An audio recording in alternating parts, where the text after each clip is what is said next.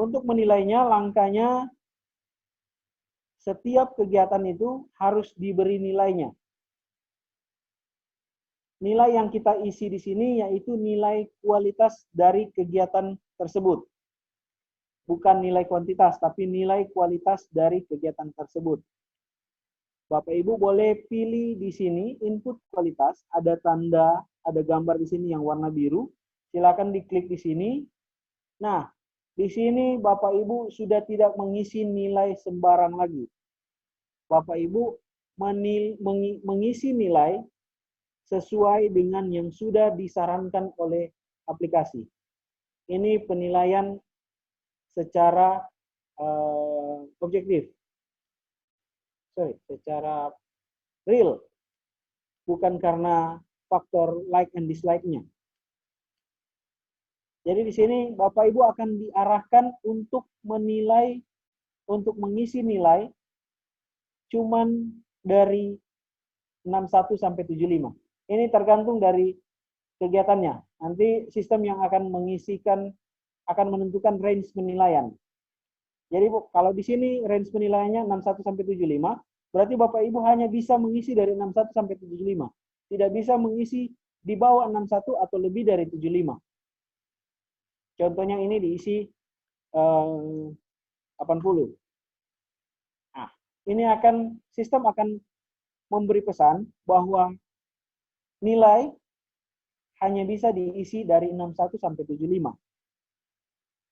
Jadi Bapak Ibu tinggal memilih nilai berapa yang akan diisikan sesuai dengan range yang sudah ditentukan oleh sistem.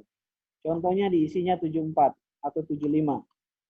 Boleh dikasih catatan juga, silakan diisi catatan.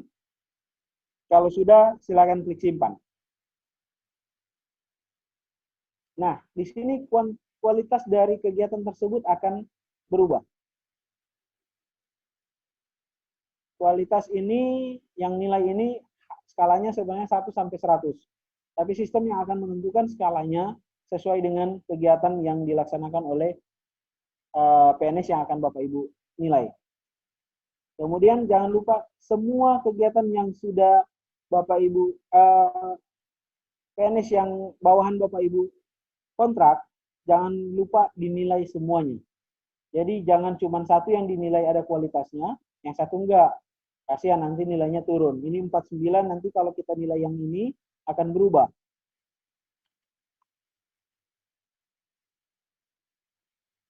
Ya, dia akan naik ke 61. Jadi nilai inilah yang akan menjadi nilai SKP, capaian SKP bulanan dari bawahan Anda. Kalau sudah dinilai, jangan lupa klik tombol approve yang ada di kiri bawah.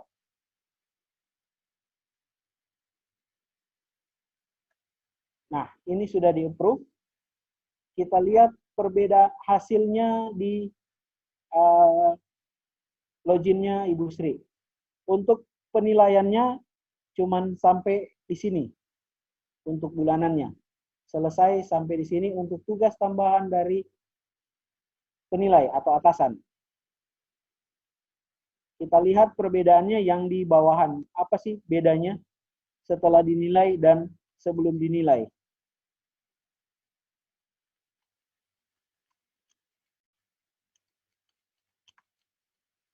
Saya login ke loginnya Ibu Sri tadi.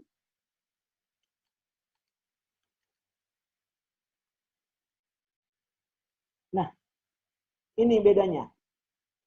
Di halaman dashboard, Bapak Ibu langsung bisa melihat kalau nilai yang realisasi bulanan yang Bapak Ibu ajukan ke atasan Bapak Ibu itu sudah dinilai. Meterannya atau speedometernya akan bergeser ke kanan sesuai dengan jumlah nilai yang dinilai oleh atasan Bapak Ibu. Ini kenapa cuma cukup? Karena kegiatan yang dikontrak oleh Ibu Sri ini cuma 2 kegiatan dan 1 bulan dia hanya melaksanakan 6 kegiatan. Sedangkan 1 bulan itu ada 20 sampai 21 hari kerja. Di sini perbedaannya bisa juga dilihat di target dan realisasi bulanan. Ini sudah disetujui dengan nilai 61,67. Nilai SKP ini akan diakumulasi menjadi nilai SKP tahunan.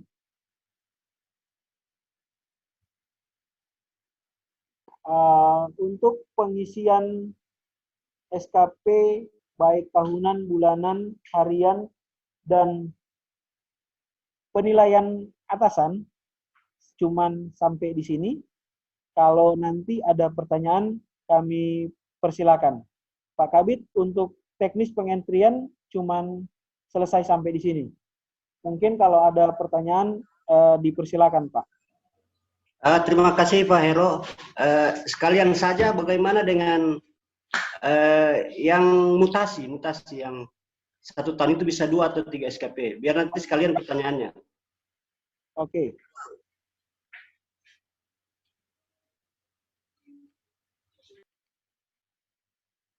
Nah, Bapak Ibu, seumpamanya Ibu Sri ini pindah jabatan atau jabatan yang sama tapi pindah ke seksi yang lain.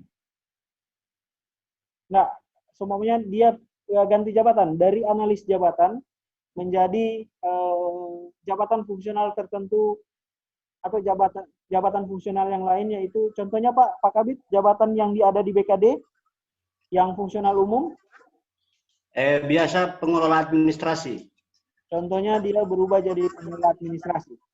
Pengelola administrasi. Umpamanya di 1 Maret Ibu Sri ini pindah ke pengelola administrasi. Berarti jangan lupa sebelum mengentrikan SKP yang baru, silakan edit profil.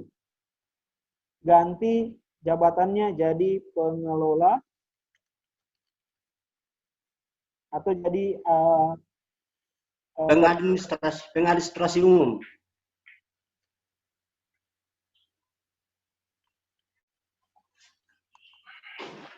Pengadministrasi umum ya, Pak? Iya. Pengadministrasi umum. Edit profilnya dulu ke jabatan yang baru, kemudian simpan.